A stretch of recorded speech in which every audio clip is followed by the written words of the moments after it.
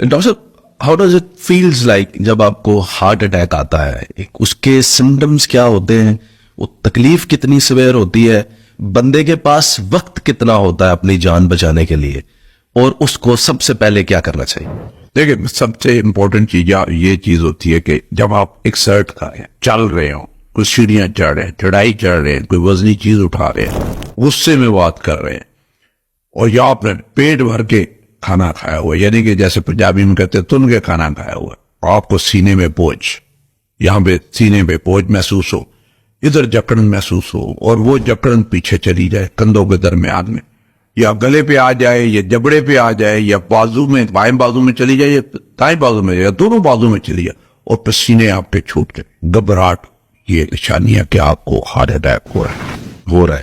جو ایکٹیویٹی ہے, جو کچھ کام کر رہے ہیں, اس کو ادھر ہی روک دیں. ٹھیک ہے.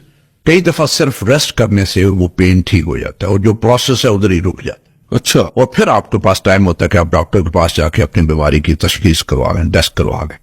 ہر وہ درد جو چلنے پہ, ایگزرشن پہ, زور کا کام کرنے سے ہوتا ہے, اور جو ہی وہ کام چھوڑتے ہیں ٹھیک ہو جاتا ہے, وہ دل کا درد ہے, جب تک کہ وہ ثابت نہ ہو جائے کہ وہ دل کا درد نہیں. رات کو جو درد سینے میں گھبراہٹ اور پسینہ آتا ہے اور آپ کی نیند ختم کر دیتا ہے اور آپ کو جگا دیتا ہے, وہ دل کا درد ہے, جب تک ثابت نہ ہو وہ دل کا درد ہے. رات کو سوئے ہوئے میں جو درد ہوتا ہے وہ ہارٹ اٹیک, اور جو ٹائم 12 سے لے کے آنورڈ ناشتے تک کا آپ کا ٹائم ہے, یہ ورسٹ ٹائم ہے. جو درد رات کو سوئے ہوئے وہ یہ ہارٹ اٹیک ہوتا ہے. آپ کو فوراً اسپتال پہنچنا چاہیے, اور ہو سکتا ہے کہ آپ کو پھر آگے جا کے ٹائم نہ ملے کہ آپ اسپتال پہنچے, کیونکہ پہلے چند منٹس بڑے امپورٹنٹ ہوتے ہیں.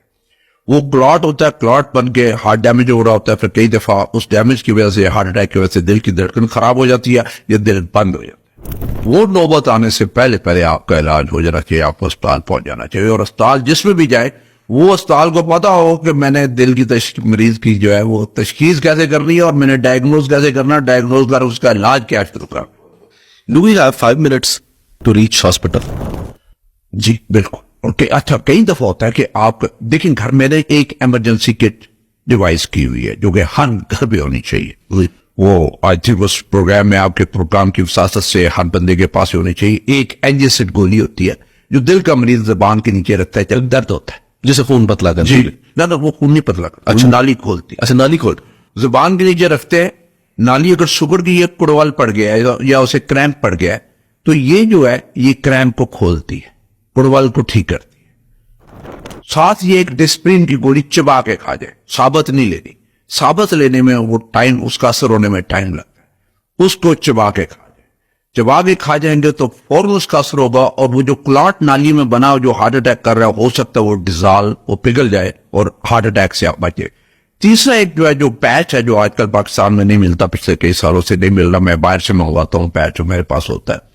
وہ پیچ ہوتا ہے کہ پلتا ایک ہوتا ہے, جو کہ آپ نے پلاسٹر سینے پہ بائیں طرف لگانا ہوتا ہے. اس میں دوائی, وہ دوائی آپ کے جلد کے تھرو جذب ہوتی ہے, جذب ہو کے آپ کی خون کی نالی میں جاتی ہے, اور وہاں پہ اس میں جو دوائی ہوتی ہے وہ نالی کو کھولتی ہے. جو زبان کی نیچے رکھنے والی گولی ایجسٹ کرتی ہے, یہ جو ایسے ڈرپ ہوتی ہے آپ کو جب استعمال میں لگتی ہے ہارٹ اٹیک کے لیے, یہ وہ ڈرپ ہے جو ادھر ہوتی ہے, اور یہ فوراً پیچ لگا لینا چاہیے. یہ 3 چیزیں ہر گھر میں ہونی چاہیے. اگر پیچ نہیں بھی ہے, اینجسٹ اور ڈسپن کی گولی ہر گھر میں ہو جائے. آپ کا ہارٹ کا کوئی پیشنٹ ہے کہ نہیں, ہو سکتا ہے آپ کا کوئی رشتہ دار ہو سکتا ہے آپ کا کوئی جاننے والا ہو, آپ کے گھر میں ہو, آپ کی گاڑی میں ہونی چاہیے, آپ کے پرس میں ہونی چاہیے. کہیں مسئلہ ہوا, آپ ایسے دور ہے کہ جہاں اسپتال نہیں پہنچ سکتے, تو یہ اپنی ایمرجنسی ٹریٹمنٹ فوراً شروع کر دیں. وہ ٹائم جو آپ کا اسپتال پہنچنے میں ضائع ہوتا ہے, وہ آپ کی ٹریٹمنٹ شروع ہو چکی ہوتی ہے.